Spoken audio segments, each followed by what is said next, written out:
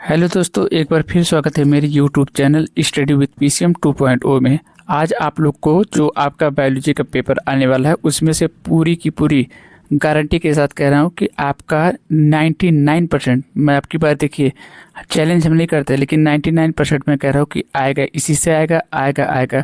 मैं वीडियो देखिए, आप लोग पेपर दे के आइएगा, फिर वीडियो देखिएगा कि आप मैं जो बोला था वो आया था कि नहीं आया था। आप देखिए, मैं गारंटी कह रहा हूँ तो बहुत बड़ी बात है।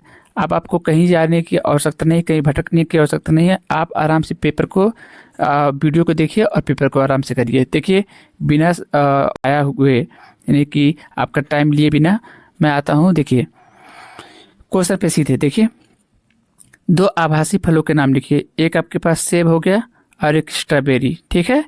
जलीय परागण करने वाले किन्हीं दो पौधों के नाम बताइए। एक हाइड्रा हो गया और एक वेलिसरेनिया। पुष्प में दल का क्या कार्य होता है? तो कीटों को आकर्षित करता है दल, ठीक है। परागकण मातृ कोशिका में गुणसूत्रों की संख्या क्या होती है? तो द्विगुणित होती है, यानी कि 2n होती है। टेपिटम के दो कार्य लिखिए। परागकण को पोषण प्रदान करता है और दूसरा हार्मोन्स का स्त्राव करता है। आगे आइए, देखिए, वृषण के दो कार्य आपका क्या है? ये इंसानों में पाया जाता है, नर में क्या? शुक्राणु का निर्माण करना, टेस्टोस्टेरॉन हार्मोन्स का स्त्राव करना। अंडाशय के दो कार्य लिखिए। तो ये स्त्री वाला हिस्सा है, यहाँ पे मादा वाला जिसको कहते हैं अंडाणु का निर्माण करना, एस्ट्रोजन यानी कि प्रोजेस्टेरॉन हार्मोन का स्त्राव करना। अंडोत्सर्ग किसे कहते हैं? मादे में माहवारी के 14वें दिन अंडाशय से एक परिपक्व अंडाणु का निकलना अंडोत्सर्ग कहलाता है। क्या कहता है? अंडोत्सर्ग कहलाता है। मेरी बात आप लोग समझ पा रहे हैं? आगे आप देखें, अगर आप आगे देख रहे हैं तो देखिए, आवर्त चक्र को प्रेरित करने वाले हार्मोन्स के नाम लिखिए। प्रोजेस्टेरॉन और एस्ट्रोजन। वृषण में सर्टोली कोशिकाओं का क्या कार्य है? यानी कि ये नर वाला हिस्सा है। शुक्राणु कोशिकाओं को पोषण व सुरक्षा प्रदान करना। मानव में निषेचन की प्रक्रिया कहाँ संपन्न होती है? तो देखो, मानव मतलब महिलाओं में फैलोपियन नलिका में, ठीक है। आगे आइए, देखिए, उस एंजाइम का नाम लिखिए जो डीएनए अणु को तोड़ता है। प्रतिबंधन एंडो न्यूक्लियेज एंजाइम, यानी कि आणविक कैंची इसको बोला जाता है। उस एंजाइम का नाम लिखिए जो डीएनए अणु को जोड़ता है। लाइकेज एंजाइम। आनुवांशिक कूट में कितने प्रकूट लिंक होते हैं? 64 प्रकूट। डीएनए तथा आरएनए में कौन सी शर्करा उपस्थित होती है? डीएनए यानी कि डीऑक्सीराइबोज शर्करा और आरएनए यानी कि राइबोज शर्करा। आनुवांशिक कूट की दो विशेषताएं लिखिए। यह त्रिक होता है, यह कोमा रहित होता है, ठीक है। डीएनए की द्विकुंडलीय संरचना का प्रतिपादन किसने किया? वाटसन और क्रिक ने किया। आगे आइए, देखिए, मिलर ने अपने प्रयोग में किन किन गैसों का उपयोग किया था? तो मीथेन का किया था, अमोनिया, हाइड्रोजन, जलवाष्प। किन्हीं दो अवशेषी अंगों के नाम? तो अक्लदाढ़, निमेशक पटल और कशेरु पुच्छ। अमीबी पेचिस के रोगजनक कारक का नाम बताओ? तो एंट अमीबा हिस्टोलिटिका प्रोटोजोआ। वाहक क्या है? मधुमक्खियां। मलेरिया रोग का संचरण किस जीव के कारण होता है? मादा एनाफिलीज मच्छर के कारण होता है। फाइलेरिया रोग के रोगजनक कारक का नाम लिखिए। तो बुचेरिया बैंक्रोफटाई फीताकृमि। और वाहक कौन है? मादा क्यूलेक्स मच्छर।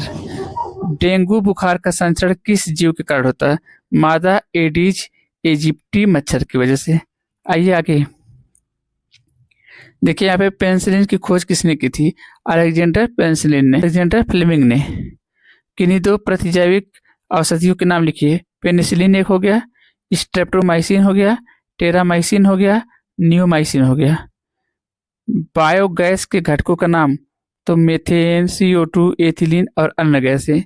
नाइट्रोजन स्थिरीकरण करने वाले दो सूक्ष्म जीवों के नाम बताइए। Anabaena, rhizobium, nostoc. डबल रोटी के फूलने का कारण क्या है? कार्बन डाइऑक्साइड के कारण।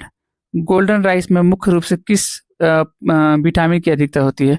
विटामिन ए की और विटामिन बी कैरोटीन की। विटामिन बी मतलब बीटा कैरोटीन की। ठीक है, आगे 2 अनुवांशिक रूपांतरित पौधे के नाम बताइए। गोल्डन राइस, बीटी टमाटर, बीटी मक्का। 2 पारजीनी जंतु के नाम बताइए। मीरा बकरी, कागा। मीरा बकरी मतलब मेरा बकरी, कागा गाय और डॉली भेड़। मानव इंसुलिन का उत्पादन किसने किया था? तो एली लिली है ना। बीटी फसल क्या है सर? Bacillus Activa थ्यूरिंजिएसिस। तो यह बैसिलस थ्यूरिंजिएसिस नामक जीवाणु से तैयार की जाती है। मनुष्य किस श्रेणी का उपभोक्ता है? तो सर्वाहारी में आता है ना। हरे पेड़ पौधों को किस श्रेणी के अंतर्गत रखा जाता है? तो उत्पादक होते हैं ये। आगे आइए, देखिए दुधवा राष्ट्रीय उद्यान कहाँ स्थित है? उत्तर प्रदेश में।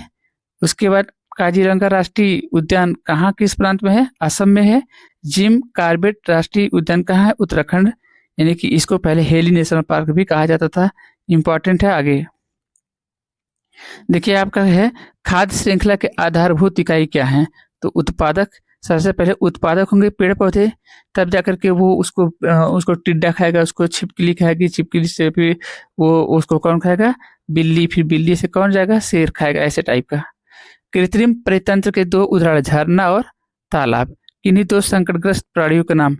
बब्बर शेर, एक सिंग वाला गैड़ा।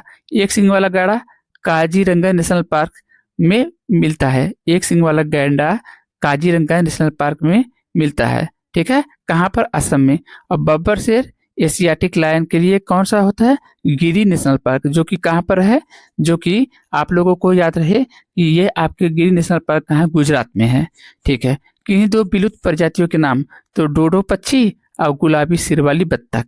किन्हीं 2 जैव विविधता तप्त स्थल के नाम। तो पूर्वी हिमालय और पश्चिमी घाट। पश्चिमी घाट केरल वगैरह हो गया। केरल हो गया आपका, तमिलनाडु। केरल मतलब केरल वाला हिस्सा हो सकता है आपका, कर्नाटक केरल वाला, और कुछ आंतरिक हिस्सा आपका तमिलनाडु का हिस्सा आ जाता है उसमें थोड़ा सा। उसके बाद पूर्वी हिमालय वाले हिस्सा में आप अगर देखेंगे तो जो आपका असम है, हाँ, और उसके बाद फिर आपके पास में ये पश्चिम बंगाल वगैरह, सुंदरबन डेल्टा वाला है ना। सुंदरबन डेल्टा कहाँ है? पश्चिम बंगाल में। जैव विविधता की छत के 2 कारण लिखिए। अतिदोहन, आवासीय विखंडन, विदेशी जातियों का आक्रमण। आगे आइए, देखिए उपभोक्ता क्या होता है? तालाब के पारिस्थितिक तंत्र में उपभोक्ताओं को निम्न प्रकार वर्गीकृत किया गया है। देखिए प्राथमिक उपभोक्ता होता है। प्राथमिक है तालाब के जल में पाए जाने वाले अनेक छोटे जंतु प्लवक, क्रस्टेशियन लार्वा, टैडपोल आदि को प्रथम श्रेणी उपभोक्ता या शाकाहारी जीव माना जाता है। तालाब के सबसे निचले तल पर अनेक प्रकार के जंतु जैसे आप देखेंगे तो एनेलिड्स, मोलस्का आदि उपस्थित होते हैं। ये तल पर गिरे हुए पादपीय अवशेषों का सेवन करते हैं। द्वितीय उपभोक्ता क्या होते हैं? यानी सेकेंडरी कंज्यूमर। ये जीव जलीय शाकाहारियों को भक्षण करते हैं। इनमें मेढक, जलीय सर्प, छोटी मछली तथा भृंग को सम्मिलित किया जाता है या किया गया है। तृतीय उपभोक्ता क्या है? ये जलीय मांसाहारी जीवों का भक्षण करते हैं। इनमें बड़ी मछलियां, बत्तख, बकुला आदि को सम्मिलित किया गया है, जो छोटी मछलियों को खाते हैं। अब घटक क्या है? तालाब के जल में मृत पादप व जंतुओं के शरीर के कार्बनिक पदार्थों के अपघटन के लिए जीवाणु तथा कवक उपस्थित होते हैं। ये इनके मृत शरीर से अकार्बनिक पदार्थों को मुक्त करते हैं, जिनका उपयोग पुनः स्वपोषी द्वारा भोजन निर्माण के लिए किया जाता है। आप लोग अगर इसको समझ गए तो बहुत अच्छी बात है। आगे बढ़िए। अब देखिए यहाँ पर आता है कि आपका यहाँ पर तो मैंने शायद बताया है कि 2 आभासी फलों का नाम। तो आपने कहा सेब और स्ट्रॉबेरी। जलीय परागण करने वाले 2 पौधे तो हाइड्रा और वेलिसनेरिया।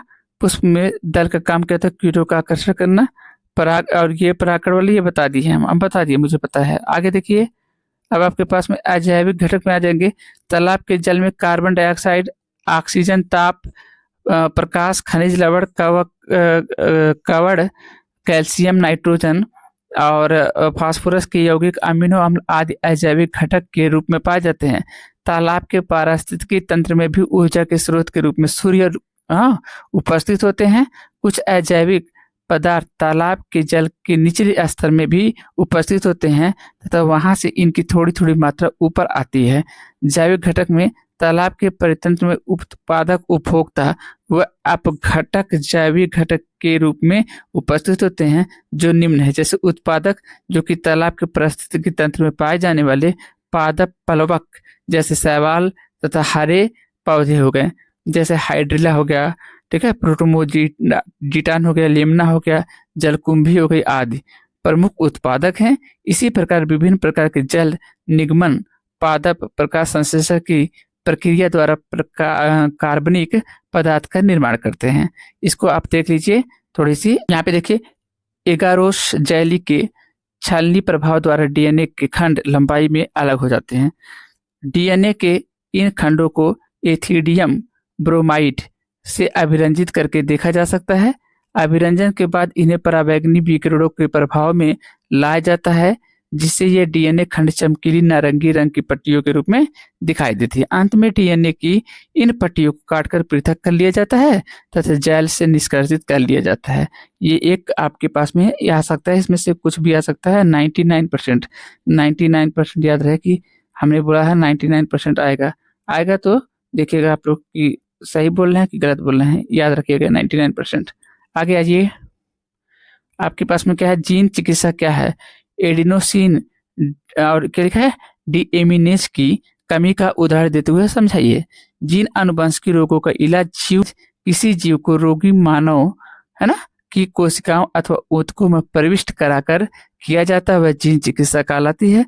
गंभीर संयुक्त प्रतिरक्षा न्यूनता रोग जिसको कहते हैं सीवियर कंबाइंड और इम्यूनो डिफिशियंसी डिजीज जिसको आप एससीआईडी भी बोलते हैं, यह एक प्रतिरक्षा तंत्र को प्रभावित करने वाला दुर्लभ रोग है। अब देखिए जीन चिकित्सा क्या है, तो आपको अभी मैंने बताया।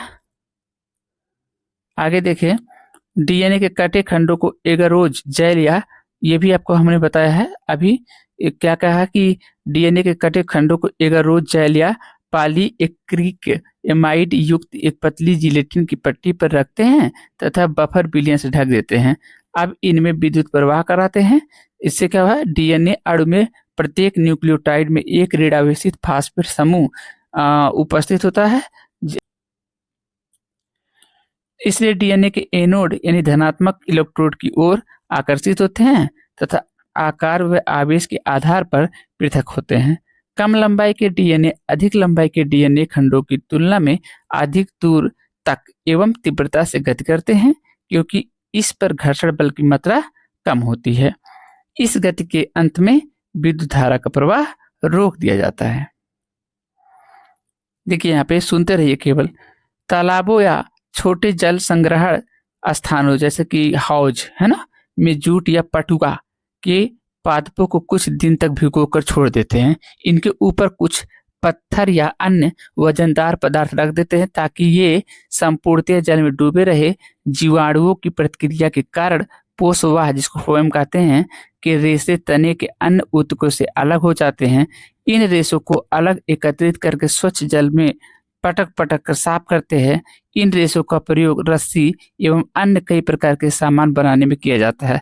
हम बचपन में इसको देखे थे, आप लोग पता नहीं, कमेंट करिएगा कि आप देखे थे कि नहीं इसको बचपन में कभी आपने आजू बाजू में कहीं। देखिए यहाँ पे जैल विद्युत कण संचलन तकनीकों को समझाइए। तो वही बात था जो डीएनए वाला भी हम लोग बोल रहे हैं कि जैल इलेक्ट्रोफोरेसिस एक पृथक्करण तकनीक है जिसके द्वारा डीएनए खंडों की आवेश पृष्ठ क्षेत्रफल तथा आणविक भार के आधार पर विद्युत क्षेत्र में पृथक किया जाता है। इसका प्रयोग प्रतिबंधन एंड्रो न्यूक्लियेज एंजाइम द्वारा काटे गए डीएनए खंडों को अलग करने में भी किया जाता है। आप देखिए, आपको दूसरी कोई वीडियो देखने की आवश्यकता नहीं है। जब मैंने बोल दिया तो बोल दिया। अब बात में आप वही कहोगे कि हाँ यार देख लिए होते तो अच्छा रहता। आप चटक मटक में मत जाइए, कंटेंट पर पूरा विश्वास रखिए। आप इसको 10 बार देखिए, पर इसको प्लीज देख लीजिए। आप मैं कह रहा हूँ तो कल मिलते हैं फिर, ठीक है। आप देखिए आगे। यहाँ पर है सिरका या एसिटिक एसिड। देखो, एसिटिक एसिड के निर्माण के लिए शर्करा के घोल का माइकोडर्मा एसिटी या एसिटोबैक्टर एसिटी जीवाणुओं द्वारा किण्वन कराया जाता है।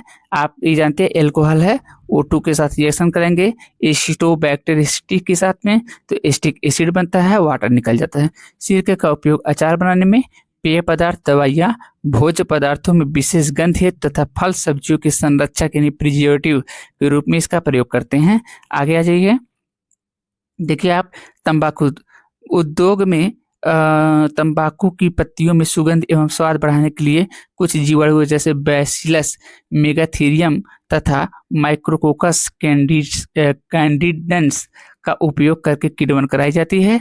चाय उद्योग में चाय की पत्तियों पर माइक्रोकोकस कैंडिडेंस की किण्वन क्रिया द्वारा क्यूरिंग कराई जाती है, जिससे चाय की पत्तियों में विशेष स्वाद आती है। आप देखिए आगे, किण्वित पेय पदार्थ देखेंगे। शराब उद्योग में ईस्ट कोशिकाएं किण्वित या किण्वन के द्वारा शर्करा के घोल को शराब में परिवर्तित कर देती हैं।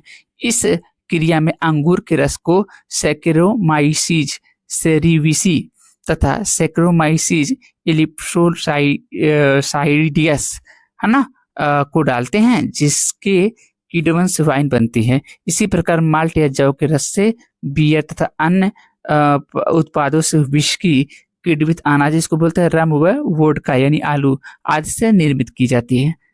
ओके, आगे देखिए, यहाँ पर कुछ ऐसा है नहीं, एक बार देखने जैसी चीजें हैं, इसलिए मैं थोड़ी फास्ट चल रहा हूँ। तो आप लोग, अगर आपको फास्ट लगेगा तो आप लोग 2x पे, अगर मेरा स्पीड 2x पे है तो x पे कर लीजिएगा, ठीक है। आप समझ पा रहे हैं ना वीडियो को, है ना। और सब्सक्राइब करिए, बात को समझिए। संक्रमण या इसी को प्लाज्मोडियम का जीवन चक्र। जब संक्रमित मादा एनाफिलीज व्यक्ति को काटती है तो प्लाज्मोडियम स्पोरोजोइट के रूप में व्यक्ति में प्रवेश करता है।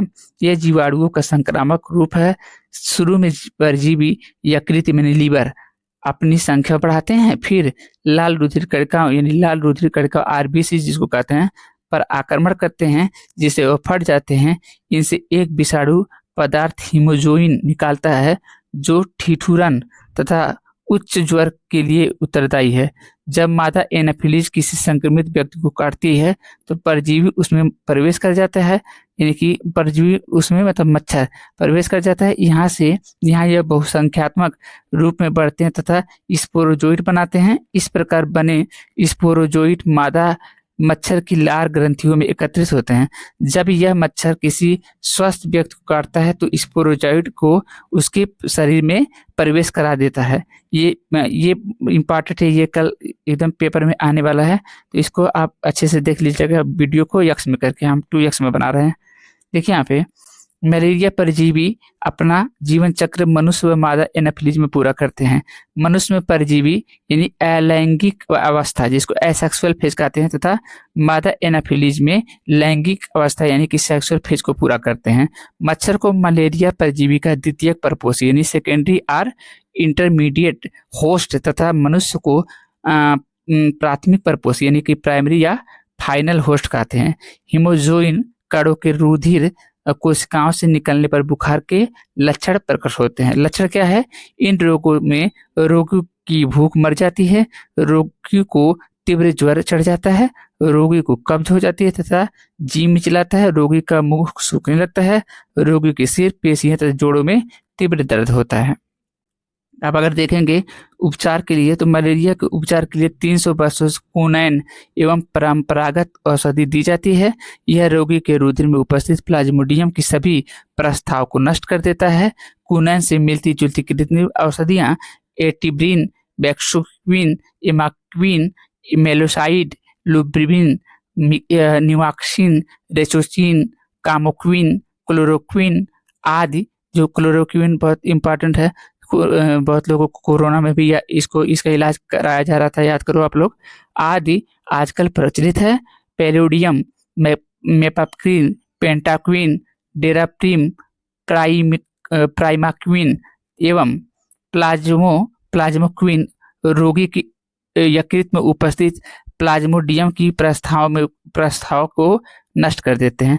बचाव और नियंत्रण इसका क्या है? वयस्क मच्छरों के लार्वा तथा प्यूपा का विनाश मलेरिया से बचाव का सबसे प्रभावी उपाय है। इसके अलावा साफ सफाई, मच्छरदानियों तथा मच्छर रोधी क्रीमों का उपयोग भी मलेरिया को नियंत्रित कर सकता है। तालाब व गड्ढों में जल जमा नहीं रहने देना चाहिए। जल जमा होने पर स्थानों पर अगर ऐसा कोई स्थान मिले जहां जल जमा हुआ है तो वहां पर मच्छरों का जनन रोकने के लिए मिट्टी का तेल छिड़काव करना चाहिए। मच्छर के लार्वा को खाने वाली गैम्बुसिया जैसे मछलियों को तथा बत्तखों को जल में छोड़ देते हैं तथा यूट्रिकुलेरिया है ना जैसे पादपों को जल में उगाते हैं। मच्छर के जनन स्थानों को नष्ट कर देना चाहिए तथा नालियों को खुला नहीं छोड़ना चाहिए। DDT और BHC ये गैमेक्सिन होता है ना। आदि का प्रयोग BHC क्या होता है, ये गैमेक्सिन होता है। आदि का प्रयोग मच्छर नष्ट करने हेतु किया जाना चाहिए, परंतु इन दोनों का प्रयोग भारत में प्रतिबंधित है क्योंकि DDT जो केमिस्ट्री में आप लोग पढ़ते हैं और BHC ये दोनों बड़े ही इम्पोर्टेंट है तो, लेकिन ये जहरीला होता है हमारे एटमॉस्फेयर के लिए, पर्यावरण के लिए। आगे देखिए यहाँ पे प्राकृतिक भिन्नता, एक ही जात के दो जीव कभी समान नहीं हो सकते। यहाँ तक कि माता पिता के सभी संतानें अलग अलग होती है। इनमें पाई जाने वाली विभिन्नताओं को ही डार्विन विचलित विभिन्नताएं कहा। इनमें पाई जाने वाली विभिन्नताओं को ही डार्विन विचलित विभिन्नताएं कहा। विभिन्नताएं जैव विकास का सबसे महत्वपूर्ण घटक है। इसके बिना जैव विकास की कल्पना भी नहीं की जा सकती। प्राकृतिक वर्ण या योग्यतम की उत्तरजीविता, प्राकृतिक विभिन्नताओं का चयन करती है। जात का अस्तित्व प्रकृति की इन चयन पर निर्भर करती है। वे जातियां जिनका चयन प्रकृति करती है विकसित होती है तथा प्रकृति जिनका चयन नहीं करती वे धीरे धीरे विलुप्त हो जाते हैं। डार्विन ने इस प्रक्रिया को प्राकृतिक वर्ण कहा। जब हर्बर्ट स्पेंसर ने इसे क्या कहा, न्यूनतम यानी कि योग्यतम की उत्तरजीविता कहा। कौन, हर्बर्ट स्पेंसर ने। अच्छा, नई जातियों की उत्पत्ति, जो जीव योग्य होते हैं उनमें उपयोगी भिन्नताएं वंशगत होती है। मलेरिया परजीवी का जीवन चक्र तो आरेख यहाँ पे कहरा बनाने के लिए तो यहाँ पे आप देख लेंगे, थोड़ा सा लिख देंगे कि मलेरिया रोग कारक क्या है, प्लाज्मोडियम नामक प्रोटोजोआ है जो द्विकोषीय परजीव है। Plasmodium vivax, plasmodium ovale, plasmodium malariae, plasmodium falciparum. Malaria रोग फैलाने वाले प्रोटोजोआ के विभिन्न जातियां हैं जो भी नाम लिया मैंने। मलेरिया के प्रकार यह मतलब मलेरिया के प्रकार यह निम्नलिखित प्रकार का होता है। मलेरिया क्या, सुदम द्वितीय, ये पहले सुदम तृतीयक मलेरिया, यह प्लाज्मोडियम वाइवैक्स द्वारा होता है। इसके ज्वर की पुनरावृत्ति अवधि 48 घंटे में बुखार चढ़ता रहता है, उतरेगा फिर 48 घंटे में चढ़ जाएगा। दुर्दम तृतीयक मलेरिया, यह प्लाज्मोडियम फैलिस्पेरम द्वारा होता है। इसमें ज्वर की पुनरावृत्ति 48 घंटे बाद होती है, मतलब इसमें भी 48 घंटे बाद होती है। संक्रमण के कारण रुधिर कोशिकाओं में थ्रोम्बोसिस हो जाती है। इसको थ्रोम्बोसिस इसको बोलते हैं। यहाँ पे गलत लिखा हुआ, थ्रोम्बोसिस हो जाती है, ये लिखना चाहिए। तथा रोगी को मृत हो जाती है। अगर आप देखें तो वातावरण के सीधे प्रभाव से या अंगों के कम उपयोग करने से क्या हो जाती है, वो लक्षण खत्म हो जाती है। और जिसका हम क्या करते हैं, जंतु के शरीर में जो परिवर्तन होते हैं उन्हें उपार्जित लक्षण कहते हैं। यानी कि अगर आप यहाँ पे पैदा होकर के जो लक्षण आप अपने अंदर विकसित कर रहे हैं वो उपार्जित लक्षण कहलाता है। जंतुओं के उपार्जित लक्षण वंशागत होते हैं। ऐसा लगातार होने से कुछ पीढ़ियों के बाद उनके शरीर रचना तथा ये बदल जाती है। तो ये बात इनका क्रिटिसाइज किया गया था। ये बात कौन बोला था, मेरे पहले वाली वीडियो में जो बायोलॉजी का फर्स्ट पार्ट है उसमें मैं आपको ये बातें बताया था कि ये डार्विन नहीं, ये लैमार्क की बात है ना। जिराफ की लंबी गर्दन और आगे का पैर जो है अग्रपाद, इसी को बोल रहे हैं। जिराफ पेड़ों की फुनगियों की पत्तियों की उचरने के लिए अपने गर्दन की लंबाई बढ़ाकर अनुकूलन करता रहा और सांपों के पैरों का विलुप्त होना, ये सब तो इनका भाई बातें जो था वो पूरी तरीके से सही नहीं था। इनकी आलोचना किया गया।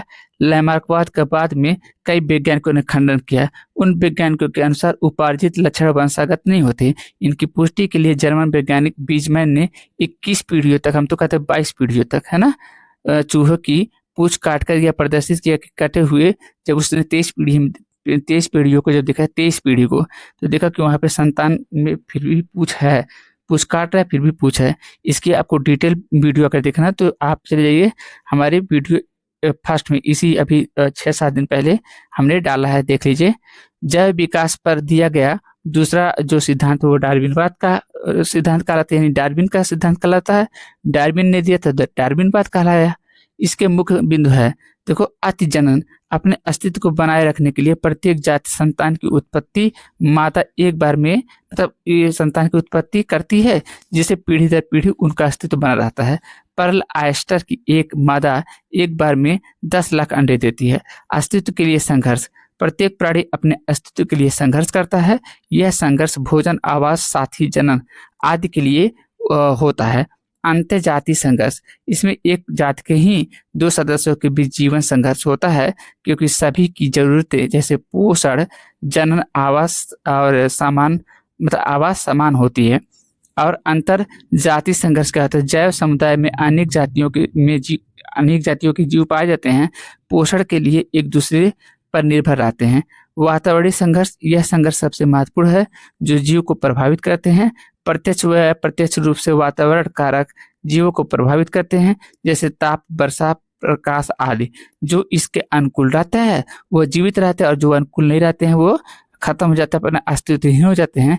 जैसे कि कौन? डायनासोर हुआ था, आज इतिहास के पन्नों में है।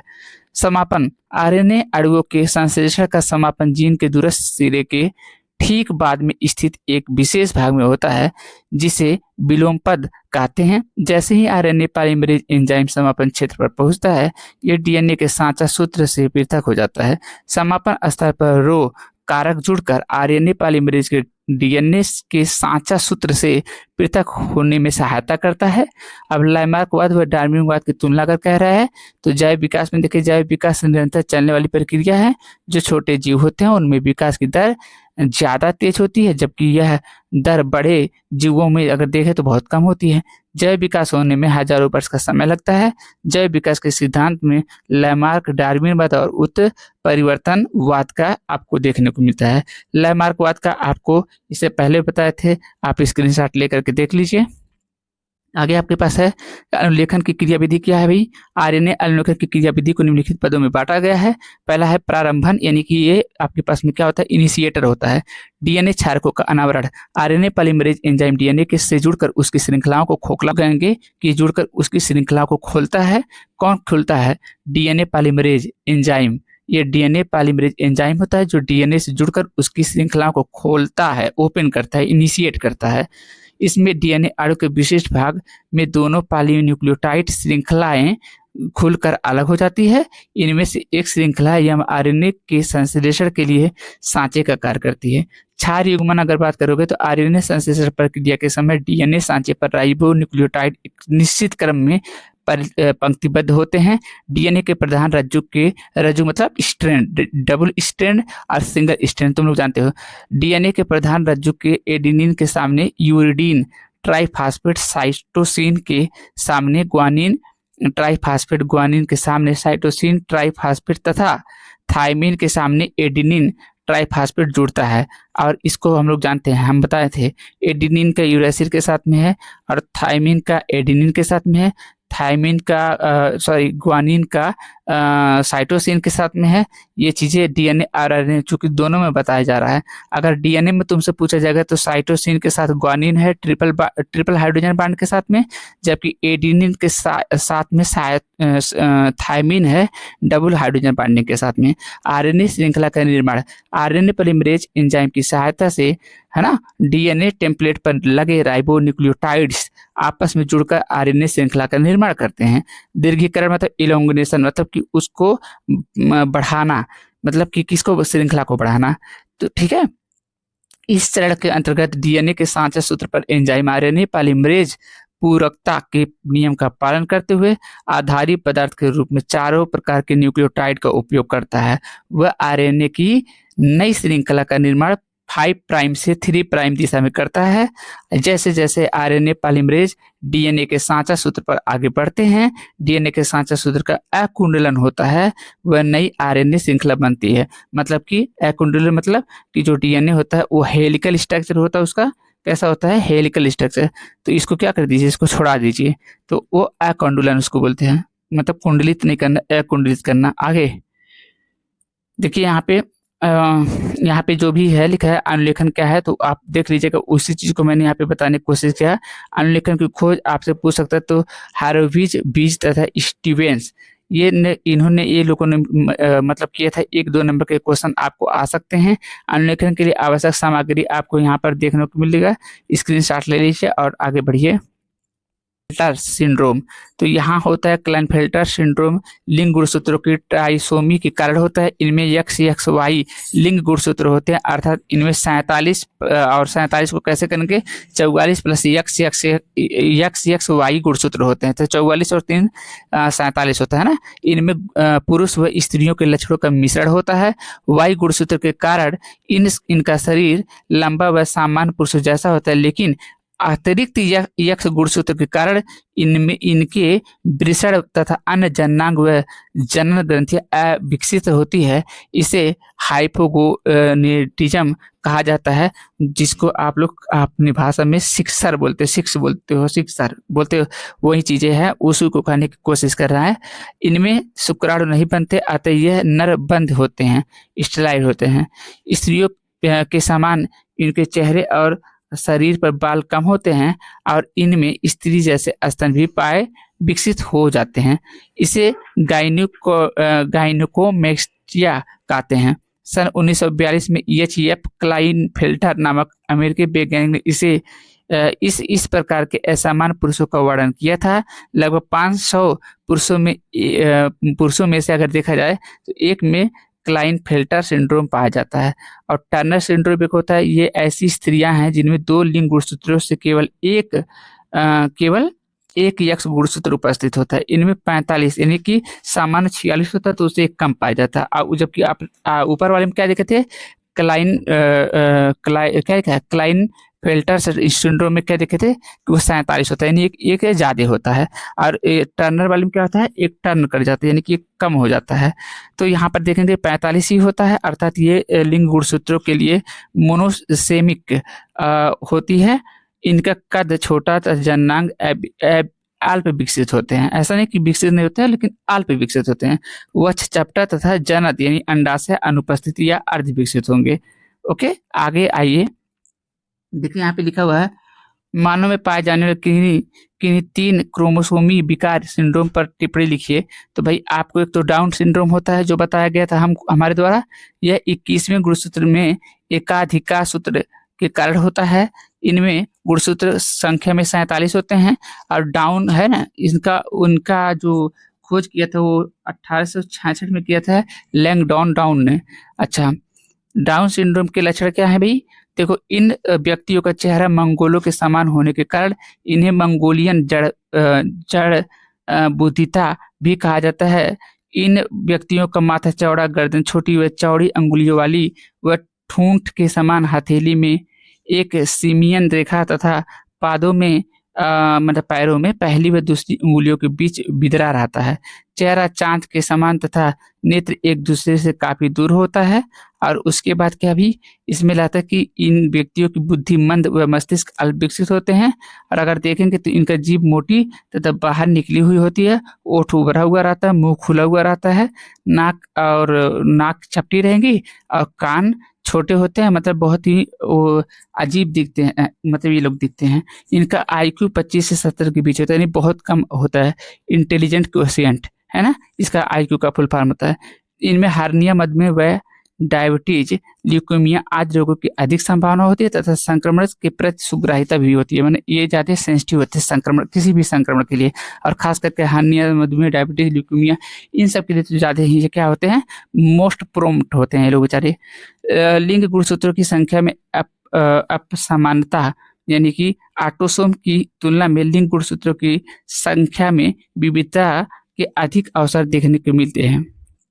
देखिए यहाँ पे आप ये अंतःरोपित छड़ देखें, यह एक छोटा छड़नुमा उपकरण है जिसमें त्वचा के नीचे अंतःरोपित कर दिया जाता है। यह संश्लेषित प्रोजेस्टेरॉन की सूक्ष्म मात्रा का शरीर में स्त्रावण करते हैं, जो गर्भाशयी ग्रीवा से निकलने वाली श्लेष्मक को गाढ़ा कर चिपचिपा बना देता है, जिससे शुक्राणु आसानी से नहीं कर पाते और अंडाणु के साथ समेकित नहीं कर पाते हैं। अस्थायी विधियाँ यह शल्य क्रिया विधि है और बंधकरण जिसको स्टेरिलाइजेशन कहते हैं, ये स्त्री अथवा पुरुष दोनों में मतलब एक प्रकार का नसबंदी, ये आप जानते हैं, ये वेस्कोटॉमी बोलते हैं। ये हमारे उस वीडियो में भी आपको ये पढ़े हुए हैं दोनों, तो इसको प्लीज़ आप लोग देख लीजिएगा। जब मैंने कहा देख लीजिएगा तो देख लीजिएगा, अदरवाइज कल मिलते हैं फिर, तो फिर आपको दिखाते हैं कि कितना हमारे में से ये फंसा था और कितना नहीं फंसा था। आगे देखिए यहाँ पे अब ये गर्भ देखिए, हार्मोनल गर्भ निरोधक मतलब कि माला डी हो गया, सहेली करके आता है, डिपो-प्रोवेरा का इंजेक्शन है, प्रोजेस्टेरॉन 3-3 मंथ पे लगाई जाती है। और अस्थायी गर्भ निरोधक विधियाँ क्या है, प्राकृतिक विधि, किंतु इनकी विश्वसनीयता कम है, क्योंकि आप देखिए आवर्ती विधि अंडोत्सर्जन के समय मासिक चक्र के 10 से 17 दिन के दौरान, मतलब उसके दौरान संभोग नहीं करना होता है। संभोग व्यवधान मतलब कि यहाँ पे लिखा है वीर्य स्खलन से पूर्व ये होता है। जो भी आप लोग प्लीज इसको देख लीजिएगा, हम नहीं बता पाएंगे इसको, प्लीज यहाँ पे आप लोग देख लीजिएगा, आता है क्वेश्चन तो इसमें देख लीजिएगा, पहले स्क्रीनशॉट ले लीजिए। अच्छा है, अगर आ जाएगा तो फिर आप लोग का 2 नंबर 3 नंबर चला जाएगा, ठीक है, ले लीजिए स्क्रीनशॉट, हम नहीं बता पाएंगे। आगे आइए, देखिए आपके पास क्या है, यहाँ पे 15 से 16वें दिन तक कार्पन ल्यूटियन का निर्माण तथा फेलोपियन नलिका के में अंडाणु का निषेचन होता है ना। अब 20 से 25वें दिन तक निषेचित अंडाणु का गर्भाशय में स्थापित होना, वह निषेचन न होने पर 26 से 28वें दिन कार्पिस ल्यूटियम का नष्ट होना तथा नए आवर्त चक्र का प्रारंभ हो जाना होता है। अब ये परिवार नियोजन पर आपने टिप्पणी लिखना है, आप इसको स्क्रीनशॉट लेकर के देख लीजिए कि आप लिख पा रहे हैं कि नहीं लिख पा रहे हैं। आगे देखिए, आवर्त चक्र किसे कहते हैं, तो हम लोग को पता है मासिक चक्र, आवर्त चक्र, पीरियड्स वही बात होती है। 2020 में, 22 में, 23 में, 25 में क्वेश्चन आया हुआ है, देख लीजिए आप लोग। स्त्रियों में जनन काल 12 से 13 वर्ष की आयु में शुरू होकर 45 से 50 है ना वर्ष की आयु में समाप्त हो जाते हैं। जनन काल के प्रारंभ के समय यानी ऋतु स्त्राव शुरू होता है तथा जनन काल के समाप्त होने के साथ साथ यह रुक जाता है। ऋतु स्त्राव के शुरू होने पर किशोरावस्था का अंत हो जाता है। जनन काल के में प्रति माह अंडाशय में से एक अंडे का अंडोत्सर्ग होता है, और ये भी अभी प्रीवियस स्लाइड में हमने पढ़ाया है कि अंडोत्सर्ग क्या कहलाता है, ठीक है। फिर लिखा हुआ है कि साथ ही में निषेचित अंडे के रोपण के लिए गर्भाशय की दीवार में विशेष परिवर्तन होता है। गर्भाशय में एंडोमेट्रियम परत होती है जो गर्भाशय के समय मोटी हो जाती है। निषेचन न होने पर प्रति माह गर्भाशय की दीवार पर अंडाशय में चक्रीय परिवर्तन होते हैं। सामान्य आवर्त चक्र की अवधि 26 से 28 दिन की होती है। 26 से 28 दिनों के अंतराल पर बार बार होने वाले इस चक्र को मासिक धर्म या रजोधर्म या आवर्त चक्र कहते हैं। मेंस्ट्रुएशन एमसी मेंस्ट्रुएशन साइकिल भी कहते हैं। किसी भी तरीके से पूछेगा, आप लोग नहीं छोड़ोगे इस चीज को। आगे, अंडोत्सर्ग के बाद अंडाणु फैलोपियन नलिका यानी अंडवाहिनी जिसको कहते हैं, यानी कि वो ऐसा वाहिनी, ऐसा नलिका जिसमें से अंडाणु चलते हों, है ना। जैसे शुक्रवाहिनी शुक्राणु चलते हैं, शुक्रवाहिनी से पुरुषों में, ऐसे फीमेल में अंडवाहिनी से अंडाणु चलते हैं। और जहाँ पर इनका क्या हो जाता है भी, इनका निषेचन हो जाता है। और निषेचन के बाद निषेचित अंडाणु गर्भाशय में रोपित हो जाते हैं। निषेचन के बाद सगर्भता शुरू हो जाती है तथा निषेचित अंडाणु का अंड शिशु में विकसित होता है। यदि अंडाणु का निषेचन नहीं हो पाता तो कार्पस ल्यूटियम विलुप्त होने लगते हैं और होते ना। और प्रोजेस्टेरॉन व एस्ट्रोजन की कमी होने के कारण गर्भाशय की स्थिति का खंडन, ठीक है, खंडन प्रारंभ हो जाता है और रुधिर स्त्राव शुरू हो जाता है। इस रुधिर के साथ अंडा भी बाहर आ जाता है। इसी को ऋतुस्राव कहते हैं, ऋतुस्राव कहते हैं। 4 से 5 दिनों तक रक्त स्त्राव होता है। ऋतुस्राव के बाद लगभग 9 दिन के अंदर गर्भाशय की दीवार की मरम्मत हो जाती है। ऋतुस्राव चक्र की प्रमुख घटनाएं क्या हैं? ऋतुस्राव चक्र में होने वाली प्रमुख घटनाएं निम्न प्रकार हैं। 1 से 4 या 5 दिन तक ऋतुस्राव होती है। 6 से 13 दिन तक अंडाशय में फॉलिकल का परिपक्वन तथा गर्भाशय में नई एंड्रोमेट्रियम का निर्माण तथा मरम्मत होती है। 14वें दिन अंडोत्सर्ग होती है। ठीक है, आगे अगर देखेंगे तो लिखा हुआ है असंगजनन पर टिप्पणी लिखी 2017, 20, 22, 23, 25 इतने साल आया है। असंगजनन जिसको अपोक्सिस कहते हैं, कभी कभी पादप के जीवन चक्र में लैंगिक जनन या युग्मक संलयन यानी कि सिनोगोमी तथा अर्ध या फिर उसी को अर्धसूत्री विभाजन जिसको मियोसिस डिवीजन की अनुपस्थिति में ही नए पादप का निर्माण होता है। यह क्रिया असंगजनन कहलाती है। इसको आप लोग याद कर लीजिएगा, ये सब आएगा आने वाला है, स्क्रीनशॉट ले लीजिए। तो देखिए लास्ट में आपके पास में ये होता है कि यहाँ पर ये डीएनए का अगर आपसे कह रहा है कि पहला स्ट्रैंड अगर 5 प्राइम्स, इसको बोलते हैं 5 प्राइम, ये एरो लगा हुआ है तो 5 प्राइम टू 3 प्राइम जाएगा।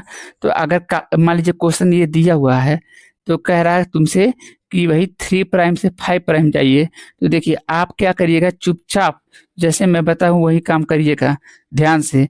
यहाँ पर देखो तुम लोगों को पता है बातें, कौन सी बातें पता है कि देखो ग्वानिन के साथ में जी मतलब हो जाएगा ग्वानिन, ग्वानिन के साथ में साइटोसिन होता है ट्रिपल हाइड्रोजन बॉन्डिंग के साथ में, और एडेनिन के साथ में थायमिन होता है डबल हाइड्रोजन बॉन्डिंग के साथ में। तो देखो पहले जो दिया रहेगा उसको तुम लोग लिख लेना, लिख लोगे ना, लिख लेना। लिखने के बाद में जैसे ये तो दिया ही रहेगा, मान लो एक तो कोई दिया रहेगा, दूसरा कहेगा अगर 5 प्राइम टू 3 प्राइम दिया रहेगा तो इसका मतलब कि 3 प्राइम टू 5 प्राइम आपसे पूछ रहा है। तो जरा बताना तो ग्वानिन के साथ में तुम साइटोसिन जोड़ते हो कि नहीं, तो बस यहाँ पे ग्वानिन के नीचे जस्ट साइटोसिन लिख देना। तुम बताओ एडेनिन से थायमिन जोड़ते हो कि नहीं, तो एडेनिन के नीचे थायमिन लिख देना। अब बताओ यहाँ पे एडेनिन है तो थायमिन रहेगा, अगर यहाँ थायमिन है तो यहाँ एडेनिन रहेगा, यहाँ थायमिन है तो एडेनिन, यहाँ पे बताओ यहाँ पे साइटोसिन है कि नहीं, तो जब साइटोसिन रहेगा तो ग्वानिन जोड़ दो। बताओ आ रहा है कि नहीं, अगर आ रहा है वीडियो लाइक कर दो। देखो मैं फिर एक बार कह रहा हूँ लास्ट में तुम लोगों से कि बेटा यहाँ पर जो आपके पास में 6-7 दिन पहले जो मैंने आपको बायोलॉजी का वीडियो दिया है और ये वाला दोनों मिलाकर अगर 99% 99.99% अगर नहीं आया तो फिर मेरे से आप लोग कमेंट बॉक्स में बात करना। Thank you. आप लोग का जो परीक्षा है वो बढ़िया होवे। Wish you all the best.